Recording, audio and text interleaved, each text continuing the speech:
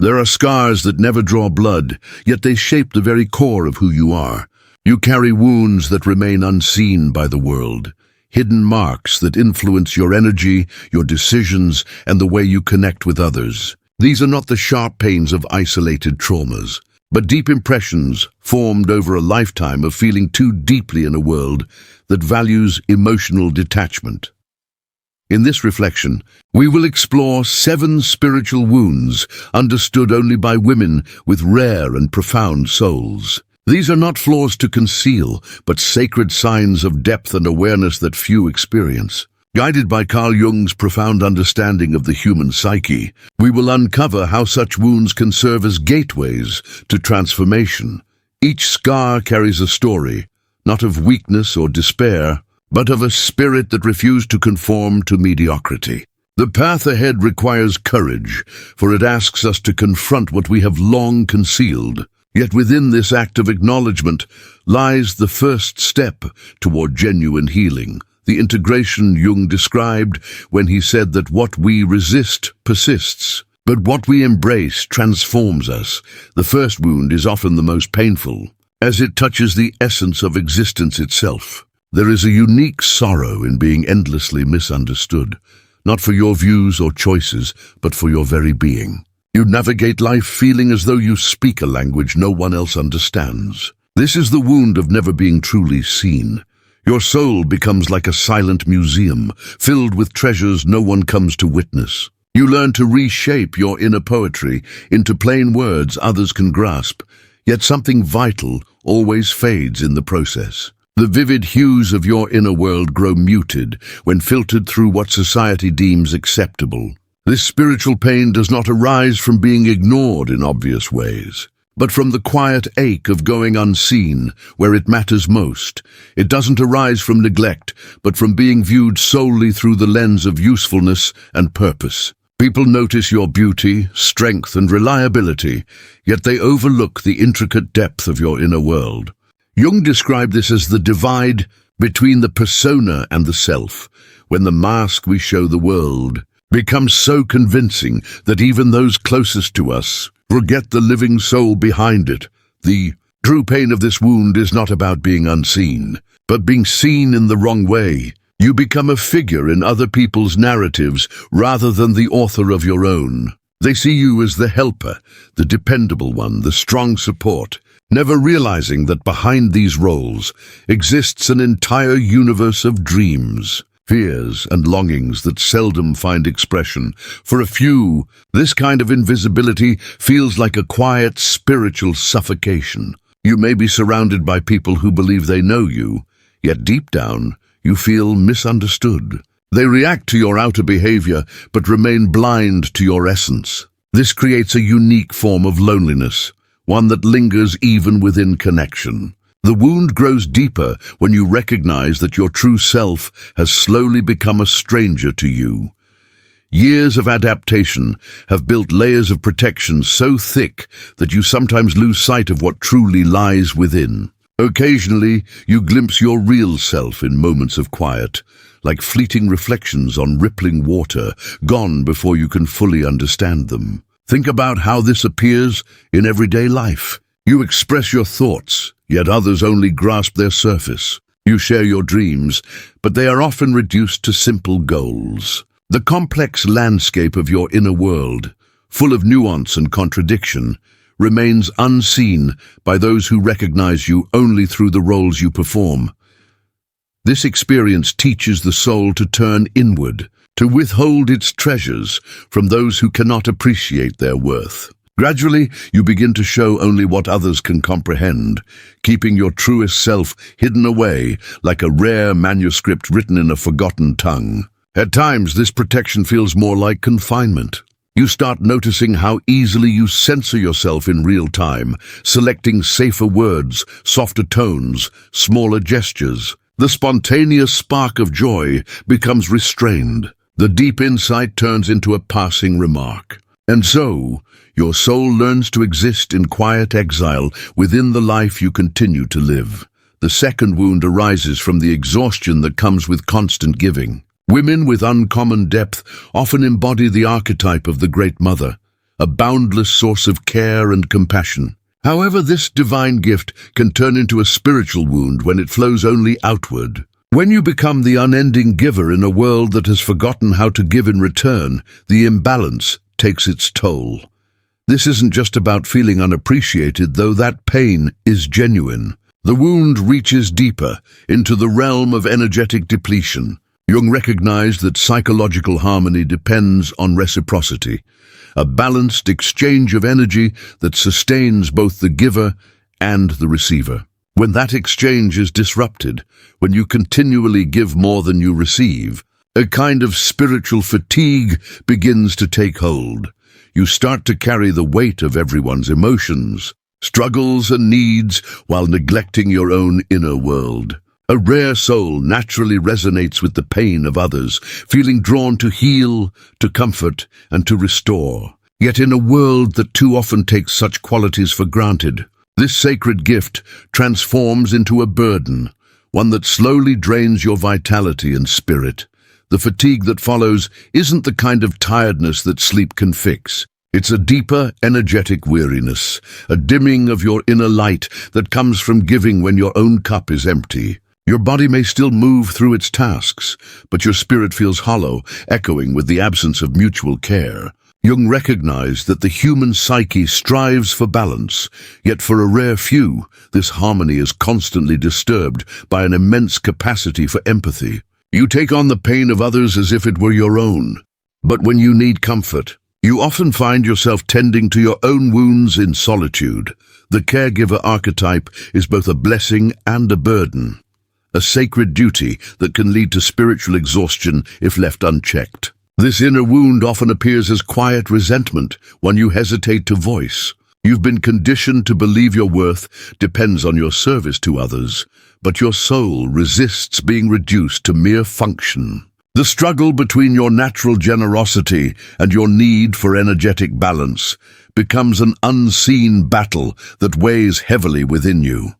Notice how you move through your days, the small ways you guard your true self. A smile that doesn't quite reach your eyes, a measured tone of enthusiasm. Each moment reveals the quiet rationing of your own light, words chosen not for their honesty, but for their safety. Over time, this cautious editing of your own voice becomes second nature, until one day you realize you've lost touch with your true spontaneity. The third wound reflects the deep isolation of feeling different in a world that values sameness. From an early age, you sensed that your inner rhythm did not match those around you. While others were satisfied with small talk, you longed for meaningful connection. While they chased material goals, you were drawn to mysteries that couldn't be bought or owned. Carl Jung wrote at length about individuation, the journey of becoming your authentic self rather than the version society demands. For a few rare individuals, this journey starts early and never fully ends. You come to understand that authenticity often carries the cost of distance from the collective, a loneliness not born of solitude, but of being surrounded by people who cannot connect with your true essence. This wound forms through countless subtle rejections. You are told you're too sensitive, too intense, too much. Your depth is pathologized, your intuition ignored, your spiritual curiosity dismissed. Each time you reveal your real self and watch it be misread or rejected, the hurt grows deeper. The world starts to feel like a place where you must endlessly explain yourself, translating experiences others have never known. Your natural way of being demands constant clarifications, defenses, and quiet apologies. You begin to wonder if your understanding of reality is somehow distorted, if what feels like inner richness might, in truth, be hidden emptiness. This doubt deepens the wound, shaking your sense of spiritual direction. In trying to fit in, you make yourself smaller and more acceptable, but in doing so, parts of your true self fade into the background. You learn to function normally on the outside, while your authentic essence quietly weakens within. This creates a split, a separation between who you truly are and who you believe you need to become to belong. Yet within this wound lies a quiet gift. By refusing to completely conform, you stay connected to something greater than the collective mindset. Your uniqueness becomes a link between the ordinary and the divine. Even though it may take years to see this sacred purpose, many rare souls eventually realize that what once made them feel broken in youth later becomes their healing power. In maturity, the same sensitivity that once drew criticism transforms into deep wisdom.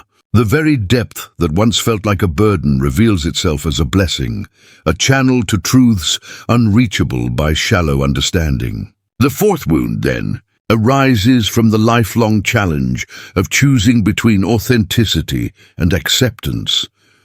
You hold within you a deep desire for freedom, a drive for genuine expression and spiritual independence. Yet alongside this, there's a strong yearning for belonging, for the warmth of real connection and the comfort of being seen and accepted. Jung described this as the tension between the individual self and the shared values passed down through family and society. For some, this struggle feels especially intense because the journey toward authenticity often moves you away from what's traditionally expected. Every step toward freedom may come at the cost of acceptance. Every attempt to belong may ask you to deny a part of your true self. This conflict shows up in countless moments when you're forced to choose between staying true to who you are and preserving relationships that can't embrace your truth. You might find yourself concealing your spiritual interests, softening your insights, or acting smaller than you truly are just to keep harmony with those who prefer a simpler version of you. The pain doesn't lie in either path alone, but in having to choose between them. Your soul desires both liberation and connection, yet the world often treats them as opposites. Over time, you may come to believe that love demands self-sacrifice, or that authenticity must come with the loneliness of truth. This inner divide breeds a quiet, lasting sense of discontent. When you choose freedom, isolation may follow. When you choose belonging, you may feel confined by inauthenticity. The rare individual learns to live with this tension, seldom finding moments where both needs can coexist in harmony.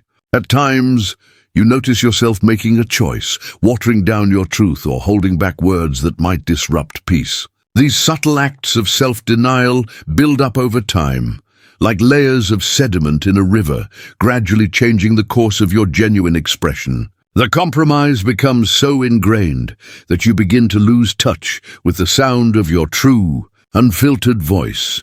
The fifth wound strikes at the core of what it means to be a sensitive being in a world that often lacks sensitivity. You experience life with an intensity that many cannot comprehend. Joy moves through you like sunlight breaking through heavy clouds, while pain echoes deep within you, like an earthquake that never fully ends. Beauty moves you to tears. Injustice ignites a fierce sense of righteousness. The suffering of others becomes indistinguishable from your own.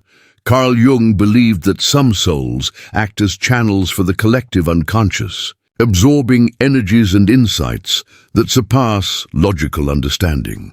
You are one of these souls, blessed with a heightened sensitivity that allows you to perceive what others overlook. In a society that prizes emotional restraint and logical detachment, this unique sensitivity can feel more like a burden than a blessing. The wound deepens each time someone tells you to be tougher, less emotional, or to stop feeling so deeply. Gradually, you learn to apologize for your emotions, to hide your tears, and to pretend the world's harshness doesn't affect you.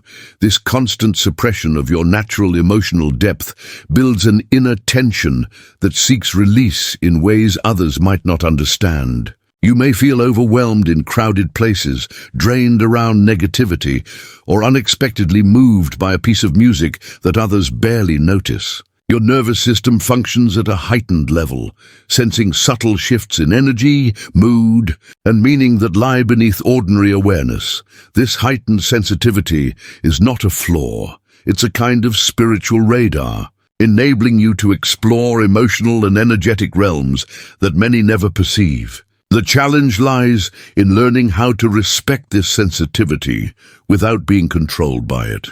Over time, you come to understand that boundaries are not rigid walls, but living filters, membranes that let love and connection in while keeping toxicity out.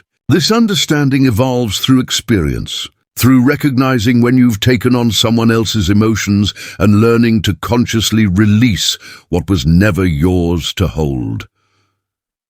Carrying this level of sensitivity demands immense strength. You must learn to safeguard your energy without closing off your heart, to remain open without being overwhelmed by what you absorb. This balance becomes a lifelong practice, a subtle art that few truly recognize or value. The sensitive individual moves through life like someone with perfect pitch in a world of discord. Every off note can hurt, every harmony can heal, every silence can convey meaning. You cultivate a refined internal filtering system, learning to separate emotions that are truly yours from those that drift in from the collective. This discernment becomes a vital skill, allowing you to honor your gift without being consumed by it. The sixth wound emerges from the profound shame of being told that you are too much.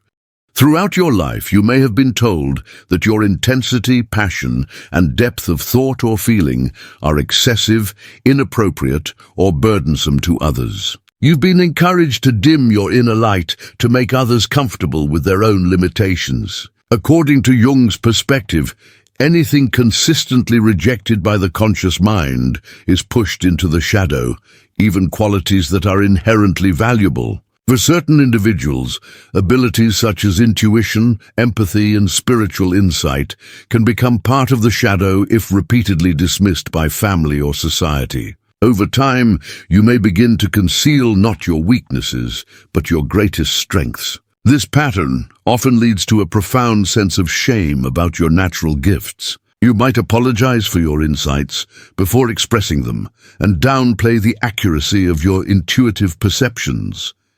You hide your emotions when beauty touches you.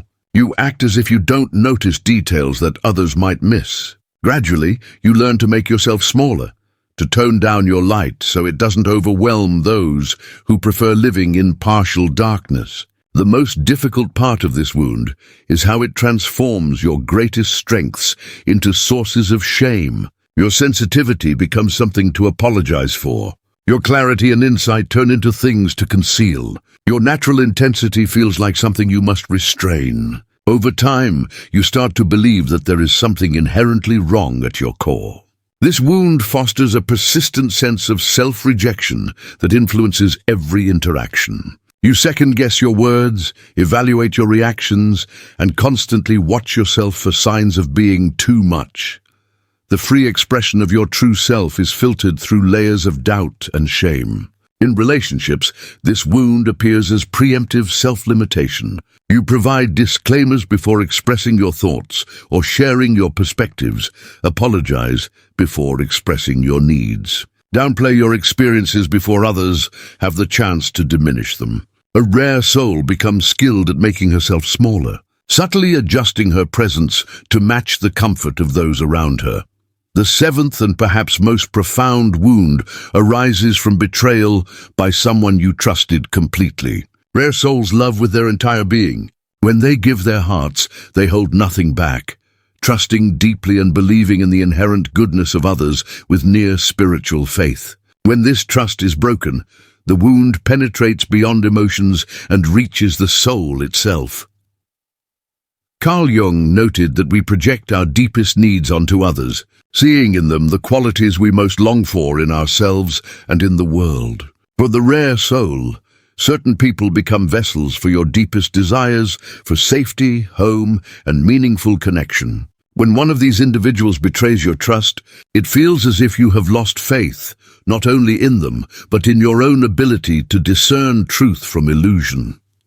This wound is especially devastating because it strikes at your gift of perception. You who feel deeply and perceive clearly in other areas of life suddenly question your most fundamental ability to understand people's hearts. The betrayal is not solely about their actions.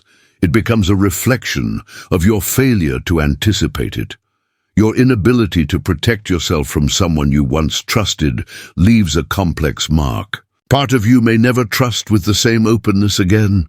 Another part may become hyper-aware, looking for deception where you once saw only affection. You might even withdraw from vulnerability entirely, preferring the familiar pain of isolation over the risk of being hurt again. Yet within this wound lies a subtle transformation. The loss of naive trust gives rise to a deeper, more mature form of love, one that perceives clearly without losing its sense of wonder.